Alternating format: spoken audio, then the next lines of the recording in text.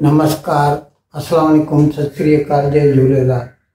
मैं हूं जी प्रेम मटलानी और आप देख रहे हैं हालात हाजरा का प्रोग्राम। हकीकत ये है, इब्तदा में आपसे दरख्वास्त है चैनल ज़रूर सब्सक्राइब करें। दोस्तों, वैसे तो ये नॉलेज उर्फ आम में है, पब्लिक डोमेन में है, लेकिन फिर भी मैं याद दिला दूं कि जब 1947 में भारत आज़ाद हुआ और उसके बाद भारत का नया आइन बना, कॉन्स्टिट्यूशन बना, तो उसमें शेड्यूल कास्ट और शेड्यूल ट्राइब से वास्ता रखने वाले जो भी जातियां हैं उनको एक रिजर्वेशन दी गई। मेरे ख्याल में 27% थी, 27% ऑफ ऑल सीट्स। और वो रिजर्वेशन जो प्रोफेशनल कॉलेजेस हैं, मेडिकल, इंजीनियरिंग वगैरह, वहाँ पर, और उसके साथ साथ सारी नौकरियों में, हत्ता के प्रमोशंस में भी पहले उनका हक होता है। अच्छा, ये चलता रहा। 1989 में जो है, उस वक़्त एक मंडल कमीशन थी, जस्टिस मंडल का सरबराह था। उसने एक रिपोर्ट दी थी जिसमें उसने कहा था कि शेड्यूल कास्ट और शेड्यूल ट्राइब के अलावा जो दूसरी पिछड़ी जातियां हैं उनको भी रिजर्वेशन दिया जाना चाहिए। और मेरे ख्याल में उसके लिए 25% का आंकड़ा फिक्स किया गया था। और जब वीपी सिंह की गवर्नमेंट गिर रही थी 1989 में, लाल कृष्ण आडवाणी ने रथ यात्रा शुरू की थी और फिर उन्होंने अपना जो सपोर्ट वापस ले लिया था वीपी सिंह से। तो उसने अपनी गवर्नमेंट को बचाने के लिए, सारा ये सियासत का खेल है, उसने कहा था कि मैं मंडल कमीशन की रिपोर्ट पे अमल करूंगा, आप मेरी हुकूमत बचाइए। उसकी हुकूमत तो न बच सकी, वो गिर गया, चंद्रशेखर आया। खैर, लेकिन उस वक़्त भी मुझे याद है शागिर्दों ने बहुत एहतजाज किया था, प्रोटेस्ट किया था। हत्ता कि कुछ बच्चों ने तो दिल्ली में अपने आप को जला दिया था, सेल्फ इमोलेशन। राजीव गांधी भी उनसे मिलने गया था, मुझे याद है। खैर, लेकिन सियासत है ये, सबको वोट चाहिए, सबको हुकूमत चाहिए।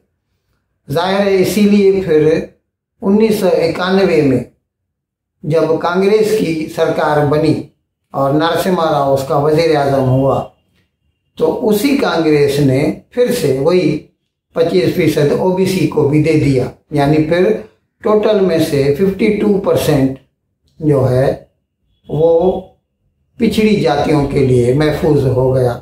ये अलग बात है कि बाद में कुछ लोग कोर्ट में गए तो सुप्रीम कोर्ट ने उस पर एक हद मुकर्रर कर दी कि आप कितना भी चाहे रिजर्वेशन करें, कितने भी क्लास बनाएं, but it must not cross 50% mark. यानी आधी से ज़्यादा आप रिजर्वेशन नहीं कर सकते। अब कांग्रेस डेस्परेट है और फिर से हुकूमत में आना चाहती है। 2014 में से हुकूमत छिन चुकी है। अब ये लोग क्या कर रहे हैं कि मुसलमानों के वोट हासिल करने के लिए जो है, उन्होंने ये एक नया शोशा छोड़ा है कि हम मुसलमानों को अदर बैकवर्ड कास्ट की लिस्ट में लेकर आएंगे। और इसके लिए कर्नाटक में अभी सरकार आ गई है कांग्रेस की, तो कर्नाटक में मुसलमानों को ओबीसी में लाया गया है। यानी वो अभी उसके फायदे उठा रहे हैं, नौकरियों में भी और एडमिशन्स में भी, दाखिलाओं में भी। इसी तरह मगरबी बंगाल जो भारत का एक रियासत है या सूबा है, उसने भी 2010 से लेके जो है ओबीसी को, मुसलमानों को ओबीसी की कैटेगरी में लाए हैं। 77 कैटेगरीज हैं, 76 जो है उसमें मुसलमान है। मुसलमानों के वोट हासिल करने के लिए उन्होंने जो है उनको ओबीसी में लाए हैं और वो 14 साल से ये मज़े ले रहे हैं। भले ही कोई सैयद हो ध्यान दीजिए, सैयद हो, हुजूर सल्लम की औलाद में से हो, करोड़पति हो, 1000 करोड़ का मालिक हो, अजीम भाई प्रेम जी हो, लाखों करोड़ों का मालिक हो, लेकिन वो उनके लिए अदर बैकवर्ड कास्ट में आता है, पिछड़ी जात है वो, क्योंकि उसका वोट चाहिए। अब इससे जिनको तकलीफ पहुंची, उन्होंने कलकत्ता हाई कोर्ट में एक रिट पिटीशन फाइल की, जिसका कल फैसला आया है। और कलकत्ता हाई कोर्ट ने साफ साफ कहा है, मतलब उसका जो है वो ये है कि पिछड़ी जातियों का तस्वर इस्लाम में नहीं है, ये हिंदुओं में है। 4 वर्ण जो हैं, और जिसकी वजह से उनके साथ डिस्क्रिमिनेशन होती आई है सदियों से, जिसकी वजह से उनको रिजर्वेशन भी दिया जाता है। लेकिन एक मर्तबा वो मुसलमान हो गए तो फिर वो बैकवर्ड कास्ट नहीं रहते, वो मुसलमान हो गए। तो इसीलिए कलकत्ता हाई कोर्ट ने सीधा सीधा फैसला दिया है कि मुसलमान बैकवर्ड कास्ट नहीं है, और इसीलिए 2010 से जिनको भी इससे फायदा पहुंचा है, अभी ये हकीकत ये है कि जिनको नौकरियां मिल चुकी हैं उनको मुस्तस्ना करार दिया है, उनको माफ कर दिया है, उनको निकालेंगे नहीं नौकरी से। जिनको दाखिले मिले हैं उनको दाखिला छीना नहीं जाएगा। लेकिन फ्रॉम येस्टरडे ऑनवर्ड्स कोई भी मुसलमान जो है बंगाल में अदर बैकवर्ड कास्ट में शुमार नहीं होगा, और अगर किसी को ऑर्डर मिल भी चुका है तो भी वो ज्वाइन नहीं कर सकता। जो ज्वाइन कर चुका है उसकी बात अलग है। बाकी कल के बाद से किसी भी मुसलमान को ओबीसी नहीं समझा जाएगा।